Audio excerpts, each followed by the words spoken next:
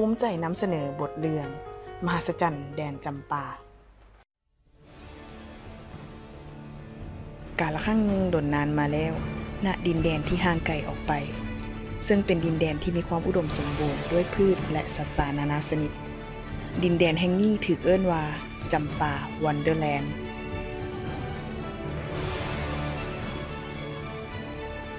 ณดินแดนแห่งนี้มีเทพทั้ง4องค์เป็นผู้ดูแลปกปักรักษาทุกสรรพสิ่ง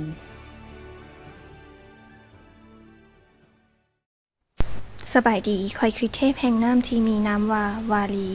ความสุ่มซื่นและน้ำทุกหยดในดินแดนแห่งนี้อยู่ในความดูแลของข่อยเองสบายดีข่อยมีนามว่าอัคคีเป็นเทพแห่งไฟความอบอุ่นและเปลวไฟทุกเปลวในดินแดนแห่งนี้อยู่ในความดูแลของข่อยเองสบายดีทุกคนข่อยคือเทพแห่งแผ่นดินมีนามว่าปัตตภีความอุดมสมบูรณ์ของพื้นแผ่นดินและดินทุกเม็ดในดินแดนแห่งนี้อยู่ในความดูแลของข่อยเองสบายดีข่อยคือเทพแห่งสายลมมีนามว่าวายโยสายลมนั้นให้ความร่มเย็นและสายลมทุกสายลมในดินแดนแห่งนี้อยู่ในความดูแลของข่อยเองมื้อหนึ่งพวกเทพคิดว่าต้องการให้มีสิ่งที่สามารถมาดูแลรักษาทุกสิ่งต่อจากพวกตนได้จึงได้เริ่มปรึกษาหารือกันและเห็นตรงกันว่าสิ่งที่ขาดไปนั่นคือมนุษย์จึงได้พากันตัดสินใจไปนํเอาแก่นจำปาวิเศษจากป่าแห่งการเกิดซึ่งทุกคนได้เอิ้นป่าแห่งนี้ว่าป่าแห่งแม่น้ำของเป็นป่าที่ให้กำเนิดทุกอย่างถึงโลกนี้หลังจากเทพทั้ง4ได้ไปนํแก่นจำปาวิเศษมาจากป่าแห่งแม่น้ำของก็ได้นํแก่นจำปาดังกล่าวฝังลงดินโดยพวกเทพทั้ง4ได้ฝังจิตวิญญาณของพวกตนลงไปนํซึ่งดอกจำปาวิเศษนั้นสามารถให้กำเนิดมนุษย์ได้เพียงแต่ครั้งเดียวเมื่อเวลาผ่านไปต้นดอกจำปาก็เติบใหญ่ขึ้นโดยเทพทั้ง4ได้เป็นคนคอยดูแลเอาใจใส่ด้วยความหักตลอดมาทั้งมันหดน้ำพรวนดินขับไล่ศัตรูพืชที่จะมากัดกินโดยเปรียบเสมือนต้นจำปานี้เป็นลูกของพวกตนเมื่อถึงเวลาดอกจำปาเติบใหญ่เต็มทีดอกจำปาก็ได้บานออกมนุษย์ก็ได้กำเนิดออกมาจากดอกจำปาทั้งเพศหญิงเพศชาย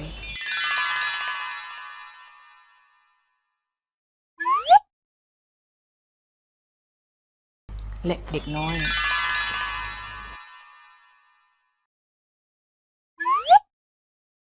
หลังจากที่มนุษย์ได้กำเนิดออกมาแล้วเทพทั้ง4จึงได้จัดแจงให้คำสอนแก่ทุกคนก่อนที่จะแยกย้ายกันไปทำมาหากินทุกคนช่วยกันดูแลรักษาดินแดนให้ดีเมื่อรักษาดินดีต้นไม้ก็จะงดงามสิ่งมีชีวิตก็จะอุดมสมบูรณ์พืชก็จะสืบพันธุ์ได้ดีแต่เมื่อมีคนดีย่อมต้องมีคนบ่ดีเช่นเดียวกันเมื่อมีเทพดีก็มีเทพชั่วร้ายซึ่งก็คือมารนั่นเองซึ่งมารดังกล่าวได้วางแผนชั่วไว้เพื่อให้มนุษย์กับเทพแตกแยกกันและหวังทำลายดินแดนแห่งนี้มารได้แฝงตัวเข้าไปในกลุ่มของมนุษย์ก็คิดที่จะยุแย่ให้เกิดความแตกแยกในพวกมนุษย์กับเทพและให้มนุษย์นั้นทำลายดินแดนแห่งนี้ด้วยมือของพวกมนุษย์เองหลังจากนั้นพวกมนุษย์ก็ได้แจกย้ายกันไปทำมาหากินและปฏิบัติตามคำสอนของพวกเทพทั้ง4อย่างสงบสุขพากันสร้างบ้านแปลงเฮือนเครื่องมือทำมาหากินต่างๆและอยู่ร่วมกันอย่างมีความสุขจึงคิดให้เทพผู้ชั่วร้ายนั่นบ่พอใจจึงคิดวางแผนที่จะทำลายความสุขนั้นซะจากนั้นมารก็ได้เริ่มไปยุแย่พวกมนุษย์ว่าในก้องต้นจำปานั้นมีสมบัติล้ำค่าหลับไหลอยู่สมบัติดังกล่าวจะเฮ็ดให้ทุกคนสุขสบายบ่ต้องลำบากอีกต่อไปเมื่อมนุษย์มีความโลภมากจึงได้พากันตัดสินใจไปตัดต้นจำปาดังกล่าวเทพทั้ง4ได้รับรู้จึงได้พากันมาห้ามบ่ให้มนุษย์กระทำความผิดพวกมนุษย์เอ๋ยสิ่งที่พวกเจ้ากำลังคิดจะเฮ็ดอยู่นี่เป็นสิ่งที่ผิดพลาดอย่างร้ายแรงขอให้พวกเจ้าล้มเลิกความคิดนั้นซะเป็นอย่างพวกข้าพเจ้าจะต้องเลิกความคิดในเมื่อต้นจำปามีสมบัติอันล้ำค่าลับไหลอยู่แต่ต้นจำปานี่คือต้นที่ให้กำเนิดพวกเจ้าออกมาและเฮ็ดให้ดินแดนแห่งนี้อุดมสมบูรณ์ถ้าบ่มีต้นจำปาดินแดนแห่งนี้ก็จะเกิดภัยพิบัติอย่างร้ายแรงอย่าไปเชื่อคำเว้าของพวกเทพพวกเขาเพียงแต่บ่ต้องการที่จะแบ่งสมบัติให้แก่พวกเขาจึงบ่อยากให้พวกเขาตัดต้นจำปามนุษย์บ่ฟังคำเตือนของพวกเทพทั้ง4แต่อย่างใด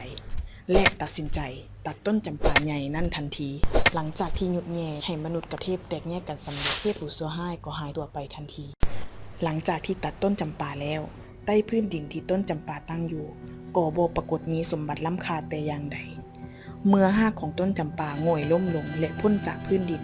เทพทั้งสี่ก็เลือนลางและหายไปในที่สุดเพราะต้นจำปานี้เปรียบดังชีวิตของพวกเทพก็ว่าได้ในเมื่อบ่มีต้นจำปาที่ให้ความอุดมสมบูรณ์และเทพทั้งสี่ที่เฮ็ดหน้าที่ปกปักรักษาดินแดนแห่งนี้แล้วก็เฮ็ดให้เกิดภัยพิบัติทางธรรมชาติต่างๆเช่นฝนบ่ตกเมื่อบ่มีฝนก็บ่มีน้ำจึงเฮ็ดให้เกิดภัยแห้งแล้งในดินแดนแห่งนี้ เฮาน่าจะเชื่อที่พวกเทพเตือนเฮาไว้ย้อนความโลภมากของพวกเฮาจึงเฮ็ดให้ดินแดนแห่งนี้เกิดภัยพิบัติ ในขณะที่มนุษย์สิ้นหวังและเฮ็ดได้เพียงนั่งรอความตายแต่ยังมีเด็กน้อยคนหนึ่งที่มีความมุ่งหวังว่าดินแดนแห่งนี้จะกลับมาอุดมสมบูรณ์อีกครั้งเขาได้พยายามปลูกแกนไม้ทุกแกนที่สามารถหาได้แต่เขาก็คิดได้ว่าเมื่อบ่มีฝนก็บ่มีน้ำบ่มีทางที่ต้นไม้จะแตกหน่อออกมาได้ด้วยความสิ้นหวังจนเฮ็ดให้เด็กน้อยหลั่งน้ำตาแห่งความเสียใจออกมาแล้วได้หยดลงไปถือแกนต้นไม้แกนสุดท้ายของเขาเฮ็ดให้แกนไม้ดังกล่าวแตกหน่อออกมากลายเป็นต้นจำปาอีกครั้งเมื่อต้นจำปาเกิดมาอีกครั้งก็เฮ็ดให้เทพทั้งสี่ที่หายไปกลับมาอีกครั้งเช่นเดียวกันพวกเจ้าเห็นแล้วบ่กับสิ่งที่พวกเจ้าเฮ็ดลงไปการที่พวกเฮาอกตัญญูต่อผู้ที่ให้กำเนิดพวกเฮามาคนได้รับเป็นแนวใดการตัดต้นไม้ทำลายป่าบ่รักษาสิ่งแวดล้อมนั้นเป็นแนวใด ถ้าจิตใจเฮาบ่ฮู้จักคำว่าเพียงพอชีวิตเฮาก็จะหาความสุขบ่ได้ ถ้าพวกเจ้าสำนึกได้แล้วกับสิ่งที่เฮ็ดลงไปนั่นมันผิดก็ให้นำมันมาเป็นบทเรียนในชีวิตของพวกเจ้าและอย่ากระทำความผิดอีก ให้ความผิดครั้งนี้คอยเตือนใจพวกเจ้าว่า ความโลภมากโลภาบ่เคยเฮ็ดให้ไผมีความสุข และอย่าลืมว่าเฮาเกิดมาจากไส